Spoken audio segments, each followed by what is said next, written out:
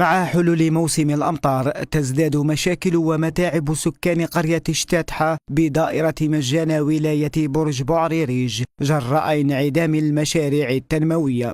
يا خويا الواد هذا كي يحمر راهم لي الشاشره يقعدوا هنا ما يفوتوش. القنطره ما كانش قنطره، وراه القنطره هذه هاي تردمت هاكم شفتوها بعيونكم. ظلمه ديجا ما عندناش الكلاراج بوبليك برا، والواد حامل العشاء صلى الامام وحده.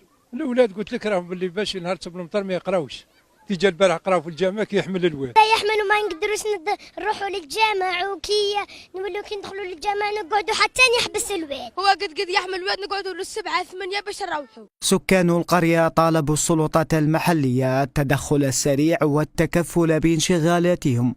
واش نطلبوا كما نقول لك من السلطات يخدمونا القنطره، يخدمونا الطرق احنا في الدوار باش كما يقول لك الواحد يتحرك.